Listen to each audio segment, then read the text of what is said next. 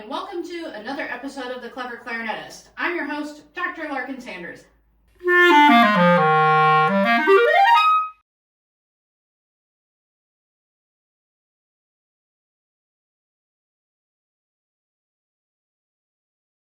Today I am doing a review of something that is not a clarinet. I know, it's very exciting.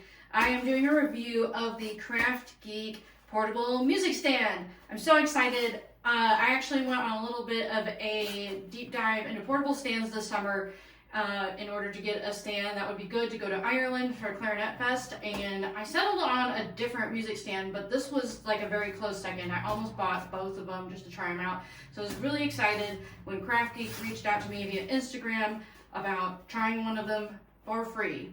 So in my box, I got this cool bag that is about the size of a flute case. And it's very nice and padded on the inside. You can see I've got it all packed with all my KraftGeek goodies. And it's pretty customizable. You can kind of adjust, they're all Velcro, all these little barriers and stuff. You can adjust them however you'd like. I just tried to set it up as like normally as possible. So in my bag, I've got the KraftGeek stand, of course, in black. They also make them in white, but I know that I would need this to be black for what I do. And they also threw in a little, oh my god, what is this? A phone mount. Oh my god. Components for a phone mount, which makes a lot of sense because I do a lot of like influencer thingies. And they also sent me a light, which is pretty cool, which mounts to the top of the music stand. Where are you, Switch? Pretty exciting stuff.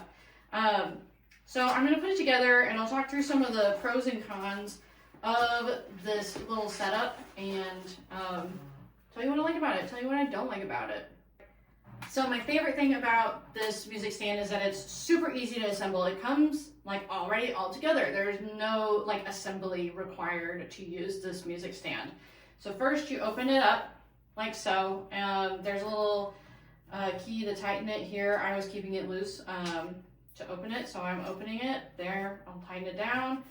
To open up the legs, you just give this bottom a little twist and the legs kind of pop out like that so you can bring them down. There's no need to like fasten anything. You just shove it all the way down and there it goes. And then all these little segments are held together with tension. And look how tall that thing is. It's like, I would never need to stand this tall because I'm not that tall of a person. I'm about 5'7". But if you're a really tall person, you might like something like this. Or if you have to use this for an orchestra gig where you're on a riser and you have to put the stand below you on the floor, this could be really helpful as well. If you're, just in case you're like, well, I don't need to stand that tall. You might. It's come up for me several times where I really wish my portable stand was really tall. So yeah, I'm in favor of the tall stand. And then it has this little doodad here that turns to the side and it extends out really far too. And it has these little clear acrylic clasps to hold your sheet music down if you're a paper music reader. So I'm going to put this stand at a height that is like a little bit suitable for me. And tilt the desk back a little bit more.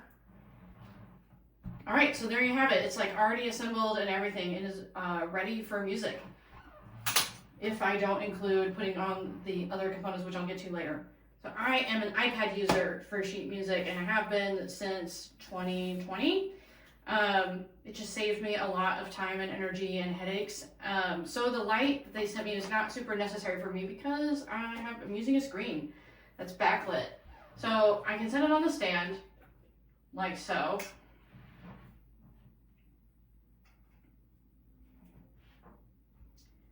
It's a little bit wibbly wobbly when I do that. It's a little bit unnerving, but I think it's pretty sturdy. So that's like one of the cons for me is that like I feel a little bit wary about keeping a heavy iPad on top of this. This is a 12.9-inch iPad Pro. And I can like keep my case on it, which is nice, and I still have access to my Apple Pencil in its case, which is great. I have another portable stand that makes it really hard for me to access my Apple Pencil, so I think this is great. And these clips they only come out far enough to clasp onto like paper. I think it would be really cool if they came out far enough to like get a 90-degree angle so you could like squish them into the iPad. That would be actually a really cool feature I think a lot of iPad users would get down with, and I think they would feel more secure about the iPad being on the stand. It does have a nice big desk, and the desk also has this rubber component, so it's definitely not going to slide off this way, which is really cool. And I can also pull this bit down, but it doesn't really add to the security of the iPad. It would really be there to like support, again, paper music, which is not what I'm using it for. Next, I'll talk a little bit about the light. So to put the light on, you have to open its little light wings and use this knob on the top to fasten it to the top of the stand, like so. Get it all the way down. Hooray! And there's a switch on the side, and it has two light settings, kind of a like pretty dim light, and then a very bright light. I know my light in my room is really bright right now. Sorry, this is what I got, but you can probably see it a little bit.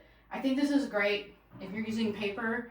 Having a light on your portable music stand is ideal because you're probably going to be using it in dark places like a pit or a stage. So I think if you are a paper user and you're looking for a good mobile stand or portable stand, you definitely want to get something that's compatible with a light. One of the cons of the light though, or something to keep in mind, is that I got really excited when I pulled the light out and I saw on the side that there was a USB-C port. So I was like, great, this is a rechargeable light. It's not. You still have to put batteries in it. And of course you can use rechargeable batteries, which I do. But if you need to use a USB-C port, it's like in case of emergencies and you need to like keep the light plugged into a power source if you're using the USB-C. Another thing I wasn't super fond of with this light is that it came with a teeny tiny Phillips screwdriver to take out this teeny tiny Phillips head screw to insert the batteries, and I stripped the screw taking it out because I don't know if it was a poor fit or if it was just because it was a dumb tiny screwdriver. It's just like not pleasant, but I guess you could ditch the tiny screw. But it seemed like a bad idea. Like this clasp to keep it all in place was a little bit loose. It wasn't like a super snug fit. So I thought it would be best to screw it back on, but I couldn't screw it all the way back in either. I got it in just far enough so it wouldn't interfere with these little light wings. Yeah, I'm not a big fan of that. And next we have this phone and like mini tablet holder. I was super confused when I got it out because the instructions didn't really tell me what to do with this. So it took me a while to figure out how to use this a little bit. So this lever right here is to loosen this joint here so that this little wing can move around. But otherwise, you can either screw it to the top here, or you can screw it here. And this is okay. I think this is a great place to put your phone if you are using it like just as a tuner, and if you get it all the way tight and it's at this funny angle, you can use these little nuts to move it around, which is good. It's stuck on me right now, so I'm going to screw the mount on as well. The mount has a spot for a cold shoe, so if you're also using like a microphone on your phone or like a monitor or something, you can pretty easily adjust for that. There we go. So you can bend the little elbow like so. If you're like me though, and you're using your phone to make recordings of you while you play, this is like one of the least flattering angles in the history of angles. Like, everybody look at my double chin. So like this isn't a good use for me. I use the tuner on my iPad, the metronome on my iPad. So my phone is pretty much out of the picture when I'm practicing or when I'm playing. So of course they have this mount up here as well for the light. So we can always detach here and move it up to the top of the stand. So this position has some potential, except that like unless I'm standing and playing, I'm not really gonna get even if I'm standing and playing, due to the height of the stand that I require to successfully read music and also show my face to the audience or conductor or whoever needs to see it, this is also not a flattering angle because it's only gonna get like my chin up. I already tested it, or like just even my forehead. If I'm sitting down, it only sees my forehead. And because the little arm only has like the one joint, you can't angle it any further down. Like this is as far forward as it would angle. It only gets to 90 degrees. So for me, these phone mount options are not good. They would be for probably anyone else. Like if you're not making a video recording, then these are great because you can put your phone here or here, use it for tuning or like for reminders or whatever lead sheets you're using. That's great. But if you're using it to make videos, not good. So overall, I do really like this stand. Like the extra bells and whistles are kind of not great for me, and there are definitely some things I would change. Mostly I would want to make this desk a little bit more tablet friendly, and I think that using these little acrylic side guys and making them so that they could like hold on to the tablet a little bit more comfortably could be a great way to do it. I just had a thought, maybe if I tuck the case behind me, I can kind of use it that way, kind of. I don't know, it's still, okay, that kind of works. But I know these like little claspy doodads are at their limit when I hold it like that. I think it'd be better if they just like came in at a 90-degree angle to hold it there. I'm afraid that like if this did start moving, it could potentially like snap it off. So I would change that. And I would also make this component something that might like also hook onto the tablet, like maybe just like a little bit of a shelf on the forward end of it so I can hold on to it. Otherwise it's really just there for paper, and I don't use paper. But you can't beat the portability and the lack of assembly in this music stand. That is the coolest thing ever. You can put it together and take it apart in a matter of minutes. And my other two excellent portable stands, like there's definitely an assembly curve. There's definitely a time you have to account for if you're going someplace to use a portable stand to set up your stand. And this takes like less than a minute.